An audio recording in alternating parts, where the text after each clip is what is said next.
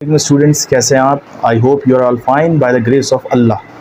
Last video में हमने numericals किए थे चैप्टर नंबर 11 के, बल्कि 10 के किए थे, और 10 का नाम था जर्नल वेव प्रॉपर्टी। और आपकी जो नई बुक आई है फिज़िक्स की, तो उसका वो चैप्टर था। अब हम करेंगे न्यूमेरिकल नंबर, मतलब चैप्टर नंबर 11 के न्यूमेरिकल, और चैप्टर नंबर 11 का नाम है साउंड। सही है, लास्ट चैप्टर का नाम था जर्नल वेव प्रॉपर्टी और इस चैप्टर का नाम है sound.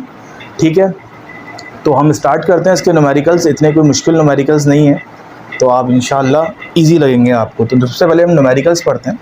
Calculate the speed of sound in air. तो स्टूडेंट, सबसे पहले यहाँ पे इन्होंने बताया है कि हमें मालूम क्या करना है, स्पीड ऑफ साउंड मालूम करना है एयर में। तो आप सबसे पहले, मैं कहता हूँ, आप यहाँ रिक्वायर्ड लिख लें। रिक्वायर्ड में क्या आएगा, यहाँ आपने लिखा speed of sound in air आपको मालूम करना है। सही है, और आगे लिखा हुआ एट 50 डिग्री सेंटीग्रेड। यहाँ पे टेम्परेचर भी दे दिया कि इस टेम्परेचर पे आपको स्पीड ऑफ साउंड निकालना है। तो आप अपनी आसानी के लिए क्या करेंगे, यहाँ लिख लें speed of sound at 50 degree centigrade. ये अपनी आसानी के लिए आपने लिख लिया। सही है, आगे क्या कह रहे हैं, given that speed of sound at 0 degree centigrade is 331 metre per second.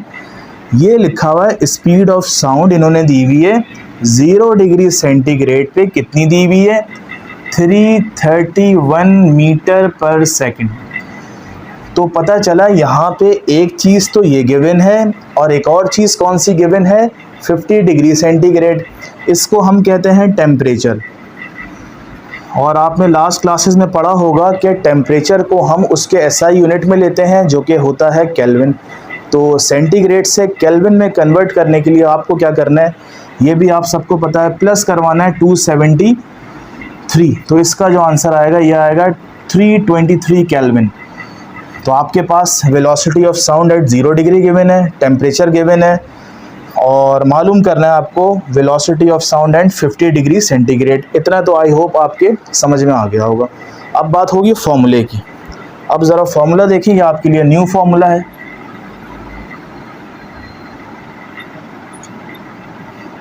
अब देखें, स्पीड ऑफ साउंड अगर निकालना हो ना आपको, ये देखें फॉर्मूला है स्पीड ऑफ साउंड। बी से क्या आता है, बी से आता है स्पीड।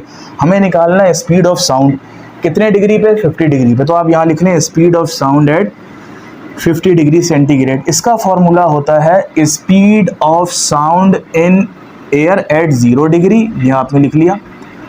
ये देखें अलग अलग चीज़ें हैं, ये वो स्पीड है जिस पे टेम्परेचर आपको गिवन है, speed of sound at 50 degree, और ये है speed of sound at 0 degree. सही है, तो इसका फॉर्मूला क्या हो गया, speed of sound at 0 degree centigrade multiply by temperature, कौन सा टेम्परेचर जो आपको गिवन है 50 डिग्री, डिवाइडेड बाय 273 केल्विन। ये फॉर्मूला बस आपको याद रखना है। ठीक है, अब आप यहाँ वैल्यू पुट करते हैं सॉल्यूशन में।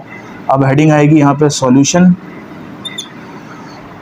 तो सॉल्यूशन में सबसे पहले speed of sound at 50 degree centigrade हमें मालूम करना है, तो ये एज इट इज आ जाएगा।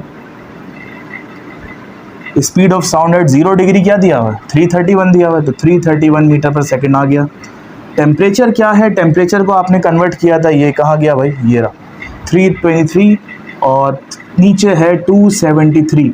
तो सबसे पहले स्टूडेंट हम क्या करेंगे, 323 को 273 से डिवाइड कराएंगे। क्या आएगा, 1.183। तो आपने जब डिवाइड कराया 1.183 इसका आंसर आ गया। अगला स्टेप क्या होगा स्टूडेंट, इसी का हम रूट ले लेंगे। क्या आ रहा है, 1.087। तो 331 मल्टीप्लाई बाय 1.087, इसको ज़रा मल्टीप्लाई कराइए। 360.0 का मतलब 360 हो गया। तो इट मीन्स कि हमने ये क्या मालूम किया है, हमने ये मालूम किया है velocity of sound at 50 degree centigrade. अगर आप यहाँ तक क्वेश्चन को छोड़ेंगे तो आपका 0.5 मार्क डिडक्ट हो जाएगा। क्यों, क्योंकि आपको क्वांटिटी के साथ यूनिट लगाना लाजमी होता है। और ये आपने निकाला है स्पीड, स्पीड का यूनिट क्या होता है, स्पीड का यूनिट होता है मीटर पर सेकेंड। तो आप लास्ट में लिखेंगे मीटर पर सेकेंड। तो यहाँ से हमें पता चला 50 डिग्री पे साउंड की स्पीड क्या होती है, 360 मीटर पर सेकेंड। ये हो गया हमारा numerical number 1 complete. Now students, we will do question number 2 of chapter number 11, sound. A person has an audible range from 20 Hz to 20 kHz. आपको पता है इंसान का कान जो है फ्रीक्वेंसीज जो सुनता है वो 20 हर्ट्ज से लेके 20 kHz तक सुनता है। इसको हम कहते हैं ऑडिबल रेंज। सही है। अब ये क्या कह रहे हैं, दो रेंजेस दी हुई है, एक 20 हर्ट्ज दी हुई है, एक 20 kHz दी हुई है। तो इसको आप बोलेंगे फ्रीक्वेंसी नंबर 1 और इसको आप बोलेंगे फ्रीक्वेंसी नंबर 2। पहले में आएगा 20 हर्ट्ज, दूसरे में आएगा 20 kHz। अच्छा, किलो हर्ट्ज को जब हर्ट्ज में कन्वर्ट करेंगे तो आपको पता है किलो बड़ा है, किलो हर्ट्ज बड़ा है, हर्ट्ज छोटा है। तो बड़े से छोटे में जाते हैं तो क्या करवाते हैं हम, मल्टीप्लाई करवाते हैं। तो किससे मल्टीप्लाई करवाएंगे, हम मल्टीप्लाई करवाएंगे 1000 से, क्योंकि किलो का मतलब क्या होता है 1000। तो अगर हम इसको 1000 से मल्टीप्लाई कराएं तो क्या आंसर आएगा, 20,000 हर्ट्ज। सही है। What are the distinguish wavelengths. अब इन्होंने पूछा है वेवलेंथ्स बताएं, वेवलेंथ नहीं पूछा, वेवलेंथ्स पूछा दो, of sound waves in air corresponding to these two frequencies. अब ये कह रहे हैं इन दो फ्रीक्वेंसीज के ऊपर वेवलेंथ क्या होंगी, और आखिर में ये कह रहे हैं take the speed of sound in air is 340 metre per second. Speed of sound कितना बताया है, 340 बता दिया है बस। और दो फ्रीक्वेंसीज कितनी है, एक 20 हर्ट्ज है, दूसरी कितनी है 20,000 हर्ट्ज। तो आप यहाँ लिखेंगे स्पीड ऑफ साउंड कितनी बताई है, 340। अच्छा, निकालना क्या है, what are the distinguishing wavelength. Wavelength को हम नोटेशन क्या है वेवलेंथ की, लास्ट चैप्टर में पढ़ चुके हैं आप, लैम्डा। तो दो वेवलेंथ निकालने, एक को हम लैम्डा 1 बोलेंगे, एक को लैम्डा 2। फॉर्मूला आप और हमें सबको मालूम है, जिसमें फ्रीक्वेंसी भी आती है, वेलोसिटी भी आती है, वेवलेंथ भी आता है, और वो फॉर्मूला है हमारा लास्ट चैप्टर में हमने पढ़ा था, v is equals to lambda f. अब सबसे पहले हम मालूम करेंगे पहला लैम्डा, तो यहाँ लिखेंगे सॉल्यूशन फॉर लैम्डा 1। फॉर्मूला क्या है, v is equals to lambda f. अच्छा, आप ज़रा देखें, वेलोसिटी तो कांस्टेंट है दोनों फ्रीक्वेंसीज के लिए, लैम्डा की जगह आ जाएगा लैम्डा 1 और फ्रीक्वेंसी की जगह आ जाएगा फ्रीक्वेंसी 1। v की जगह 1 लिखने की ज़रूरत नहीं है, क्योंकि वेलोसिटी दोनों फ्रीक्वेंसीज के लिए क्या है, सेम है। अब ज़रा पुट करें, v की जगह आएगा 340, ठीक है, लैम्डा 1 की जगह लैम्डा 1 क्योंकि निकालना है, और फ्रीक्वेंसी 1 की जगह आएगा 20 मल्टीप्लाई हो रहा है, 340 के नीचे आके हुआ डिवाइड, तो लैम्डा 1 की वैल्यू आ गई हमारे पास 17, और लैम्डा का मतलब होता है वेवलेंथ, और लेंथ का यूनिट होता है मीटर, तो वेवलेंथ का यूनिट भी क्या होगा, मीटर होगा। ठीक है। अब हम निकालेंगे स्टूडेंट्स लैम्डा 2। फॉर्मूला वही है, सेम है, v is equals to lambda f. 1 पहले आया था, अब क्या आएगा, 2 आएगा, यहाँ 2 लगा देंगे आप। अब ज़रा पुट कीजिए, वेलोसिटी की जगह 340, लैम्डा की जगह लैम्डा 2 और फ्रीक्वेंसी 2 की जगह 20,000। अब 340 को 20,000 से जब आप डिवाइड करेंगे तो ये आएगा 0. क्या आएगा, 0. एक डिजिट और बताइए, 0.017। सही है। और इसके आगे मीटर लिखेंगे। तो पता चला 20 हर्ट्ज पे वेवलेंथ कितनी आ रही है, 17 मीटर, और 20,000 किलो हर्ट्ज पे वेवलेंथ कितनी आ रही है, इतना मीटर। लेकिन जब आप बुक खोलेंगे तो आप ये देखेंगे कि दोनों के आंसर्स क्या हैं, दोनों के आंसर ये भी कुछ नहीं है, ये भी गलत आ रहा है, ये भी गलत आ रहा है, एक शायद 58.2 आ रहा है, इस तरह के दो आंसर्स आ रहे हैं। तो बुक के जो आंसर्स हैं वो गलत हैं। इन न्यूमेरिकल्स को हमने किए हैं, चेक किया है, इन दोनों फ्रीक्वेंसीज पे वेवलेंथ कितनी आ रही हैं, इतनी ही आती हैं। ठीक है। क्वेश्चन इस तरह सॉल्व होगा। अब हम करेंगे न्यूमेरिकल नंबर 3। ठीक है। अब इस क्वेश्चन को देखते हैं ये कैसे सॉल्व होगा, और इसको समझें भी थोड़ा सा। ये कह रहे हैं ship uses ultrasonic pulses to measure the depth of the submarine beneath the ship. अब ये कह रहे हैं शिप है, समंदर की तह पे है, ठीक है, उसके कहीं नीचे जाके सबमरीन है, तो आपको पता है पानी के अंदर भी चलती है सबमरीन। अब क्या कह रहे हैं, शिप जो है क्या यूज़ कर रही है, वेव्स यूज़ कर रही है, पल्सेस यूज़ कर रही है क्या मालूम करने के लिए? डेप्थ मालूम करने के लिए। किसकी डेप्थ? सबमरीन की depth. A sound pulsing is transmitted into the sea, सही है, and echo from the sea bed is received after 40 millisecond. Ship से जब क्या कहते हैं सिग्नल्स निकले तो वो नीचे गए सबमरीन में, सबमरीन को हिट किए, हिट करने के बाद कहाँ आए? वापस शिप के पास आए। कितने सेकंड्स में? 40 मिली सेकंड्स में। तो हम यहाँ लिखते हैं टाइम दिया हुआ है 40 मिली सेकेंड्स। मिली सेकेंड्स को सेकंड में कन्वर्ट कैसे करते हैं आपको पता है? मिली का मतलब हज़ार होता है और मिली सेकंड से सेकंड में जाने के लिए डिवीज़न होता है, क्योंकि छोटे से बड़े में जाएंगे तो चीज़ को डिवाइड करेंगे। तो इसको ज़रा 1000 से डिवाइड करें तो क्या आंसर आएगा? सही है। The speed of sound in sea water is इतना, सही है। ये स्पीड भी बता दी। किसकी स्पीड बताई है? साउंड की स्पीड पानी के अंदर। अब क्या कह रहे हैं? Calculate the deepness of the submarine. कितनी डेप्थ में है सबमरीन वो हमें निकालना है। समझ में आ गया होगा क्वेश्चन। शिप से क्या निकली? वेव्स निकली, सिग्नल निकले, सबमरीन को हिट किए, हिट करने के बाद रिफ्लेक्शन हुआ, वापस आए, इसको हम इको कहते हैं। आप सबको पता हो गया, ठीक है। हमें निकालना है शिप कितनी अंदर है। अब ज़रा मैं यहाँ थोड़ा सा डायग्राम बनाता हूँ। यहाँ है शिप, सही है, और यहाँ है सबमरीन। अब जब यहाँ से सिग्नल्स निकले, यहाँ से सिग्नल्स निकले तो इसको हिट किया, और हिट करने के बाद क्या हुआ? ये वापस रिफ्लेक्ट हुए। ये भी सही है। फर्ज करें शिप से लेके सबमरीन तक का डिस्टेंस कितना है? d। हमें डिस्टेंस तो पता ही नहीं है, क्योंकि डिस्टेंस हमें मालूम करना है, तो हमने यहाँ लिख दिया d। शिप से लेके सबमरीन का डिस्टेंस अगर d है तो सबमरीन से लेके शिप तक का डिस्टेंस क्या होगा?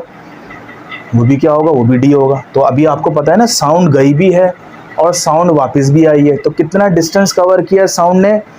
d जाने का और d वापस आने का, तो ये होगा 2d। तो हमें पता चला कि टोटल डिस्टेंस जो आएगा ना यहाँ पे, वो किसके बराबर आएगा? 2d के बराबर आएगा। अब हम देखते हैं यहाँ रिक्वायर्ड क्या है। अभी मैंने आपको बताया कैलकुलेट द डीपनेस। डीपनेस का मतलब फासला निकालना है, कितनी गहराई है, सही है। तो डीपनेस को हम क्या कहते हैं? d बोल दें, कोई मसला नहीं है। अब फॉर्मूला कौन सा यूज़ होगा? असल सवाल ये पैदा होता है। आपने 9th में पढ़ा होगा, बल्कि 8th में भी पढ़ा होगा। स्पीड का फॉर्मूला नॉर्मली होता है डिस्टेंस अपॉन टाइम, सही है। तो वेलोसिटी की जगह मैं क्या पुट करूं ज़रा बताइएगा। सॉल्यूशन के अंदर वेलोसिटी की जगह आएगा 1480। डिस्टेंस की जगह देखेंगे एस लिखा हुआ है, एस का मतलब फासला होता है, लेकिन हमने फासले को किसके बराबर लिया है? हमने डिस्टेंस को 2d के बराबर लिया, d आने का और d जाने का। तो मैं एस की जगह लिख दूंगा 2d। और साइड में आप बताइएगा भी पेपर जब हो आपका बोर्ड का कि हमने s को 2d के बराबर लिया है, सही है। अब डिवीजन में आएगा टाइम। टाइम कितना है भाई? टाइम है 0.04। अब 0.04 डिवाइड हो रहा है, यहाँ आके हो जाएगा मल्टीप्लाई। तो ज़रा इन दोनों को मल्टीप्लाई करवाइएगा। 59.2 यह आ गया इसका 2d का आंसर। हमें चाहिए d, हमें चाहिए d चाहिए, 2d नहीं चाहिए। 2d तो टोटल डिस्टेंस कवर किया था आवाज़ ने, हमें चाहिए सिर्फ गहराई, कितनी गहराई में है। तो गहराई को या डीपनेस को हम d कहते हैं। तो यहाँ से d निकाल लें, 2 मल्टीप्लाई हो रहा है, नीचे आके डिवाइड हो जाएगा। तो 59.2 को अगर 2 से डिवाइड किया 29.6 आ गया। तो आपका डिस्टेंस आया 29.6 मीटर, सही है। बुक वालों ने क्या किया हुआ है? 29.6 को राउंड ऑफ कर लिया, 30 बनता है। ना करें या कर लें, या आपके ऊपर है। तो इस तरह से ये क्वेश्चन भी हमारा कंप्लीट हुआ। Okay students, now we will do question number 4, और ये लास्ट क्वेश्चन है, और इस लास्ट क्वेश्चन के 3 पार्ट्स, ठीक है। अब हम करते हैं। At night birds emit pulses of sound to detect their prey. ये कह रहे हैं रात में चमगादड़ जो हैं, आपको पता है उनकी आवाज़ निकलती है, उनकी भी अपनी फ्रीक्वेंसी होती है। तो पल्सेस निकल रही हैं साउंड की, to detect their prey. Prey क्या होता है? प्रे कहते हैं शिकार को, ठीक है। अब क्या हो रहा है? The speed of sound in air is 340 metre per second. पहले तो ये सवाल देखें आप, खाली समझें क्या कह रहे हैं। रात में चमगादड़ों की अंदर से जो आवाज़ें निकल रही होती हैं, जो पल्सेस हैं, वो निकलती हैं और डिटेक्ट करती हैं प्रे को। प्रे कहते हैं शिकार को, और जितनी स्पीड से वो निकलती हैं वो क्या दिया हुआ है? 340 मीटर पर सेकेंड। तो यह आपकी आ गई स्पीड, यहाँ हम लिख लेते हैं गिवन।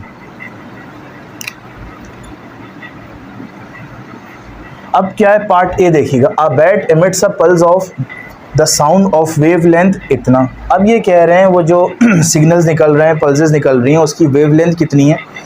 वेव लेंथ को आपको पता है क्या कहते हैं, लैम्डा कहते हैं, 0.0080 मीटर। कैलकुलेट द फ्रीक्वेंसी, बस पहली चीज़ तो आपको मालूम करनी है वो है फ्रीक्वेंसी। तो आप यहाँ लिख लेंगे फ्रीक्वेंसी आपको मालूम करनी है। दूसरा part, the pulses of sound hits it prey, जब पल्स निकली और उस अपने शिकार को हिट किया, and is reflected in the bat, टकराने के बाद कहाँ आई, वापस आ गई। The bat receive the pulses in 0.10 second after it is emitted. देखें, जब बैट ने पल्सेस निकाली तो वो अपने शिकार तक पहुंची और 0.10 सेकेंड बाद वो बैट के पास वापस रिसीव हुई। तो ये जो दिया हुआ है ना, ये आपके पास दिया हुआ है टाइम, तो टाइम भी गिवन है, सही है। Calculate the distance travelled by the pulse, तो हमें निकालना है यहाँ पे डिस्टेंस। अब गौर करें, पल्स जब निकली वो अलग डिस्टेंस होगा, वापस आई वो एक अलग डिस्टेंस होगा, तो इसको हम कह सकते हैं टोटल डिस्टेंस निकालना है, सही है। तो यहाँ लिख लें टोटल, है ये फासले ही, लेकिन हम यहाँ लिख लेते हैं टोटल डिस्टेंस निकालना है हमें, सही है। पहले पार्ट में हमें क्या निकालना था, यहाँ पे डिफ्रेंशिएट कर दें, ये पहला पार्ट हो गया, ये दूसरा पार्ट हो गया। तीसरे पार्ट में निकालना है calculate the distance of the prey from the bat. अब आखिरी पार्ट है, इसका मतलब है ये calculate the distance of prey from the bat. Bat जो आवाज़ निकाल रहा था और जो आवाज़ वहाँ तक पहुँच रही थी, कहाँ तक पहुँच रही थी, प्रे तक, उन दोनों का फासला मालूम करना है। तो इसको सिर्फ हम बोलेंगे डिस्टेंस। अब इस क्वेश्चन को सुने, ये क्या कह रहे थे, एक बैट के अंदर से सिग्नल्स निकल रहे हैं, साउंड निकल रहा है, पल्सेस निकल रही हैं टू डिटेक्ट देयर प्रे, शिकारी के पास जब पल्सेस गई वो 0.1 सेकेंड बाद वापस आ गई बैट पे, सही ऐसी है। तो ये उसके बाद ये तीन चीज़ें हैं जो हमें निकालनी है। ये अगर समझ में आ गया तो फिर हम आगे चलते हैं, ठीक है। अब मैं लिखता हूँ फॉर्मूले।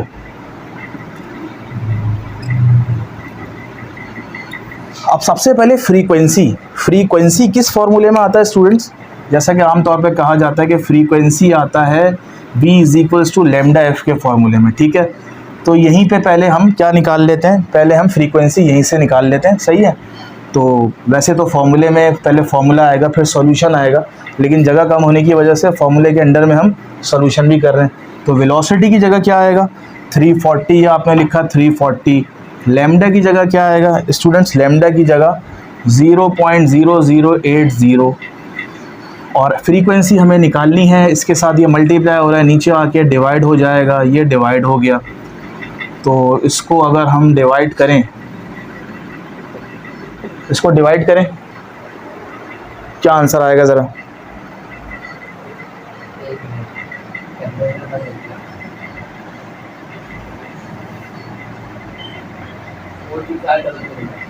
फोर टू 500 हर्ट्ज़, सही है। अब आप बोलेंगे कि ये आंसर भी बुक में नहीं है, तो इसका तरीका ये है, ये जो आपके पास दी हुई है ना वेवलेंथ, ये दी हुई, अगर ये वेवलेंथ इस तरह होती 0.0080 किलोमीटर, अगर ये इस तरह होती, फिर आप इसको मीटर में चेंज करते 1000 से मल्टीप्लाई करके, फिर वो पुट करते, फिर आपके पास जो आंसर आता वो आपके बुक वाला आता, सही है। लेकिन हमने कैसे जो वैल्यूज़ दी हुई है हमने उस वैल्यूज़ से आंसर निकाला है, तो हमारे पास आंसर ये आया है, सही है। बुक का आंसर कैसे आएगा, जब आप किलोमीटर पुट करेंगे इस मीटर की जगह, ठीक है। इतना समझ में आ गया। अब दूसरी चीज़ क्या निकालनी है स्टूडेंट्स, टोटल डिस्टेंस निकालना है। तो मैं यहाँ से रब कर रहा हूँ। अब देखिएगा ज़रा, अब हम सॉल्यूशन करेंगे किसके लिए, वही डिस्टेंस के लिए। Solution for distance, total distance. अब आपको एक और फॉर्मूला याद होगा वेलोसिटी का, v = s/t। अब आपको पता है कि बैट के अंदर से जब पल्सेस निकली तो वो गई भी होंगी और वापस भी आई होंगी। जब गई होंगी तो उन्होंने कितना फासला कवर किया होगा, लेट्स से d, और जब वापस आई होंगी तो उसने कितना फासला कवर किया होगा, वो भी डी किया होगा। तो इसका मतलब जो पल्सेस निकली हैं और वापस आई हैं उन्होंने टोटल कितना फासला कवर किया है, उन्होंने टोटल डिस्टेंस कवर किया है 2d। इतना समझ में आ गया? लास्ट क्वेश्चन भी वैसी था, कितना फासला कवर किया 2d। तो अब हमें क्या करना है, वेलोसिटी की जगह तो वेलोसिटी आएगा जो कि दिया हुआ था 340। ये जो s लिखा हुआ है ना इसकी जगह आएगा 2d, सही है। और टाइम की जगह क्या आएगा 0.1। 340 को आप 0.1 से अगर मल्टीप्लाई करेंगे तो ये आएगा 34 और हमें d चाहिए, 2 मल्टीप्लाई हो रहा है नीचे आके डिवाइड, तो 34 को 2 से जब डिवाइड करेंगे तो ये आएगा हमारे पास d = 17 मीटर। ये आंसर आ गया। किसका आंसर आया है? इसका आंसर आया है। कहाँ गया भाई? Calculate the distance travelled by the pulse. Pulse ने कितना फासला कवर किया, गई भी और वापस भी आई। समझ में आ गया भाई? गई भी वापस भी आई मतलब 17 मीटर का फासला उसने कवर किया टोटल। अब तीसरा पार्ट तीसरा पार्ट क्या है स्टूडेंट? तीसरा पार्ट है हमें calculate the distance of prey from the bat. ये बहुत आसान है, इसकी सोल्यूशन वर्बली हो जाएगी। कैसे? बैट और क्या कहते हैं वो जो प्रे है शिकार, उन दोनों के दरमियान फासला मालूम करना है। तो पहले तो ये बताइए अभी टोटल फासला कितना कवर हुआ था, पल्स ने कितना कवर किया था? गई भी थी पल्स और वापस भी आई थी, तो इसका मतलब टोटल फासला हो गया 17, सही है। लेकिन हमें जाने आने का फासला नहीं निकालना, हमें किसका फासला निकालना है? सिर्फ बैट से लेके प्रे तक का। तो आप खुद बताएं, जाने आने का जब 17 मीटर है तो सिर्फ जाने का कितना होगा भाई? हाफ कर दें। 17 का हाफ क्या होगा? 17 का हाफ होगा 8.5। इसका ये आंसर आ गया। अगर करना है तो यहाँ कर लें इस तरह। सॉल्यूशन फॉर डी का मतलब distance of prey from the bat, सही है। टोटल डिस्टेंस कितना था भाई? टोटल डिस्टेंस था आने और जाने का, वो था, बताते हैं अभी, सॉरी, टोटल डिस्टेंस था 17 मीटर। ये हो गया सिर्फ जाने का फासला, सही है। हमें कितना डिस्टेंस निकालना है?